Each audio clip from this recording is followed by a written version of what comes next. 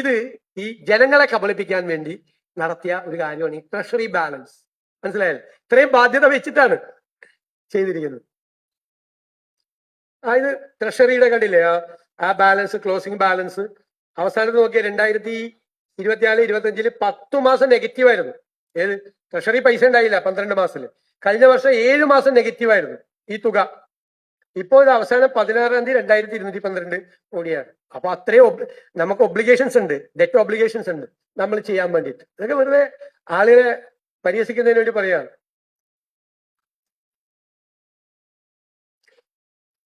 ഇപ്പൊ പദ്ധതി എക്സ്പെൻഡിച്ചർ കാണിക്കുന്നതിനും ഒരു ചെറിയ കൗശലം കാണിക്കുന്നുണ്ട്. ഇപ്പൊ നോക്കിയേ, പദ്ധതി വെട്ടിച്ചുരുക്കിയിരിക്കുകയാണ്. 23, 24 യഥാർത്ഥത്തിൽ ചെയ്തത് 30,000 കോടി ആണ് പദ്ധതി. ചെലവ് വരുത്തിയിരിക്കുന്ന 38,000 കോടിയായിട്ട് കാണിക്കുന്നത്. 127% പ്ലാൻ എക്സ്പെൻഡിച്ചർ എന്നാണ്. നിങ്ങൾ ഞെട്ടിപ്പോവും.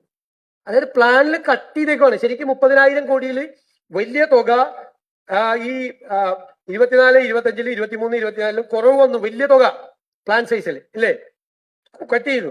ഇതെന്താ ഇങ്ങനത്തെ കണക്ക് വന്നതെന്നറിയാമോ? കിഫ്ബിയുടെ പൈസ, പെൻഷൻ ഫണ്ടിന്റെ പൈസ, ട്രാൻസ്പോർട്ടിന്റെ പൈസക്ക് ഇതിന്റെ കൂടെ കൂടിയേക്കും. അതെങ്ങനെ പ്ലാൻ എക്സ്പെൻഡിച്ചർ ആവുന്നത്? കണക്ക് റിയലിസ്റ്റിക് അല്ല. ഫിനാൻസ് പോലും അറിയാതെയാണ് ഇങ്ങനത്തെ ഒരു കണക്ക് തയ്യാറാക്കി.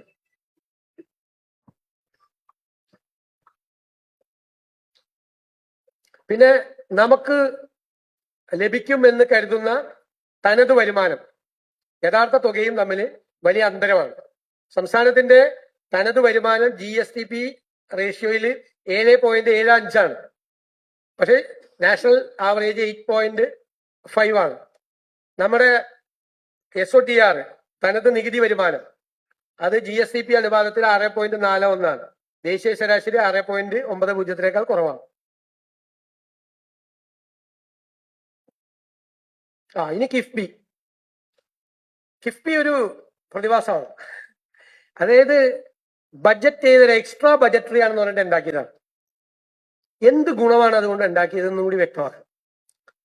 കാരണം സംസ്ഥാനത്തെ വരുമാനത്തിൽ നിന്നും ലഭിക്കുന്ന, ബജറ്റിൽ വരുമാനത്തിൽ നിന്ന് ലഭിക്കുന്ന മോട്ടോർ വെഹിക്കിൾ സെസ് എല്ലാ വർഷവും കൊണ്ട് പോകും. 2,000 കോടി മുതൽ 3,000, 4,000 കോടിയൊക്കെ ആവും. അതാണ് അവരുടെ അടിസ്ഥാന ഫണ്ട്. അപ്പൊ അത് ബജറ്റിൽ നിന്ന് കൊടുക്കുന്നതാണ്. അവര് കടം മേടിക്കും. കടം മേടിക്കുന്നത് വലിയ പലിശക്കാണ്. അതിനെക്കുറിച്ച് വലിയ ആക്ഷേപമുണ്ട്. വലിയ പലിശയ്ക്ക് കടം മേടിക്കും. കടം മേടിക്കുമ്പോൾ സോവറിൻ ഗ്യാരണ്ടി സ്റ്റേറ്റ് കൊടുക്കണം. അതായത് ഇവർക്ക് അടയ്ക്കാൻ പറ്റില്ല. കാരണം ഇവരുടെ ഇൻകം ജനറേറ്റിംഗ് ആയിട്ടുള്ള വരുമാനം ഉണ്ടാക്കുന്ന ഒരു പദ്ധതിയും കിഫ്ബിയിലില്ല. അപ്പോൾ കിഫ്ബിക്ക് ഒറ്റയ്ക്ക് തിരിച്ചടയ്ക്കാൻ പറ്റില്ല. അപ്പൊ എന്ത് ചെയ്യും? വീണ്ടും സർക്കാരിലേക്ക് വരും.